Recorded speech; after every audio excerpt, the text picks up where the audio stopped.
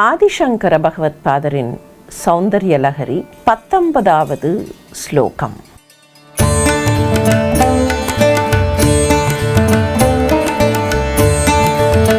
முகம் பிந்தும் கிருத்வா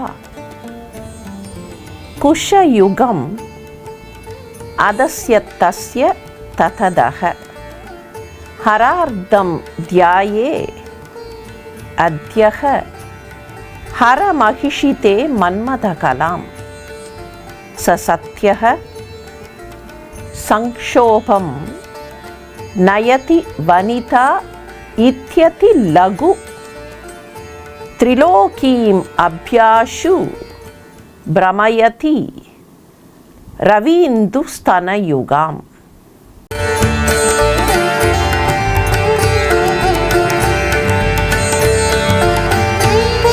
இந்த ஸ்லோகம் மேலோட்டமாக பொருள் பார்த்தால் சற்றே நெருடலாகத்தான் தெரியும். ஏற்கனவே பார்த்திருக்கிறோம். தொடர்ந்து வரக்கூடிய 4-5 ஸ்லோகங்கள் அம்பாளை தியானம் செய்வதை பற்றி சொல்கின்றன. அப்படி தியானம் செய்யும்போது லௌகீகபரமாக சிலவற்றை பார்த்தோம் என்றால் அது சரியாக வராது. அம்பாளை தியானம் செய்வது வெறுமே அம்பாளுடைய வடிவத்தை தியானம் செய்கிறோம் என்பதாக மாத்திரம் கொள்ளலாகாது. அது மாத்திரமில்லை, சாக்த தந்திரத்தில் அம்பாளின் தியானத்தை பற்றி பல்வேறு விவரங்கள் கூறப்பட்டிருக்கின்றன. அப்படிப்பட்ட விவரங்களை குருமுகமாக உபதேசம் பெற்று பிரயோகம் செய்யக்கூடியவர்கள் பயன்படுத்துகிற அந்த முறைகளையெல்லாம் ஆச்சாரியர் இங்கே தொட்டு காட்டுகிறார். எனவே அந்த அபியாசங்களில் ஈடுபட்டவர்களுக்கு இந்த முறைகள், இந்த பிரயோகங்கள் பொருந்தி வரும். நம்மை பொறுத்தவரையில் இந்த பிரயோகங்களை இப்போதைக்கு ஸ்லோகத்தில் என்ன சொல்லப்பட்டிருக்கிறது என்பதை தெரிந்து கொள்வதற்காக பார்க்கிறோம். இந்த ஸ்லோகத்தை பொறுத்தவரையில் மாதன பிரயோகம் என்று சொல்லுவார்கள். சிவனாரையும் சக்தியையும் சேர்த்து தாதாம்யமாக பார்க்கக்கூடிய பிரயோக முறைகளில் ஒன்று. அதைவிட குறிப்பாக சாதகன் தன்னுடைய மனைவியோடு சேர்ந்து அல்லது ஆண் பெண் இருவருமாக சேர்ந்து தாதாமிய பிரயோகத்தில் பயன்படுத்துகிற ஒரு நுட்பம் இது. அதே போல இதை இன்னொரு வகையில் பார்த்தால் காமகலா தியானம் என்றும் குறிப்பிடுவார்கள். அம்பாளை தியானிக்கிற வகைகளில் பஞ்சதச தியானம் என்று ஒன்றும், காமகலா தியானம் என்று இன்னொன்றும், குண்டலினி என்று 3வதுமாக 3 வகை தியானங்களை சொல்வதுண்டு. அந்த வகையில் இது காமகலா தியானம். இந்த ஸ்லோகத்தில் ஆச்சாரியர் என்ன குறிப்பிடுகிறார்? முகம் பிந்தும் கிருத்வா, உன்னுடைய முகத்தை பிந்துஸ்தானமாக வைத்து. பிந்துஸ்தானம் என்று சொல்லும் போதே சிவனும் சக்தியும் ஐக்கியமாக இருக்கிற ஸ்தானம். ஸ்ரீசக்கரம் என்று சொல்கிறோமே, அந்த ஸ்ரீசக்கரத்தில் நடுவிலே, நட்ட நடுவிலே இருக்கிற அந்த ஒற்றை புள்ளி ஸ்தானம்தான் பிந்துஸ்தானம்.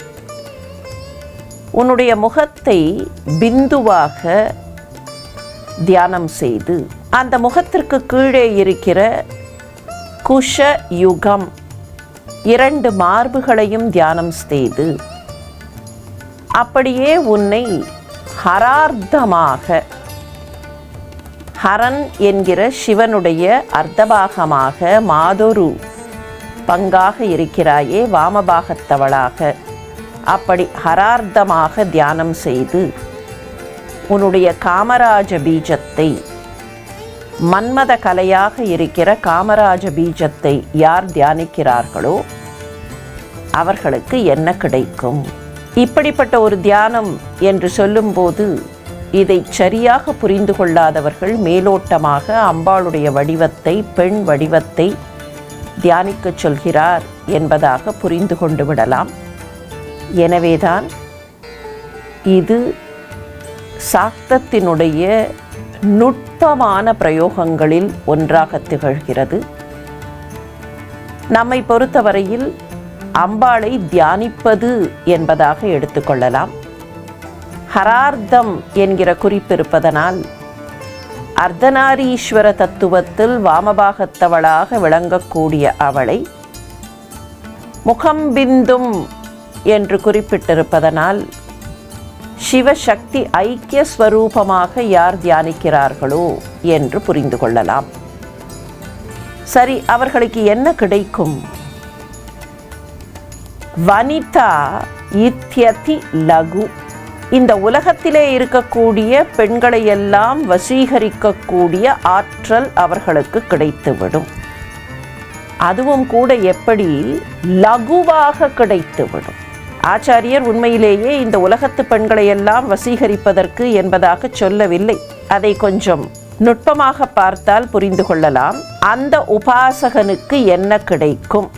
மன்மத கலாம் தியாயேத், யார் உன்னுடைய காமராஜ பீஜத்தை தியானிக்கிறார்களோ அவர்களுக்கு சத்யக, அவர்களுக்கு உடனே என்ன கிடைக்கும் என்றால் வனிதாகா சங்ஷோபம்.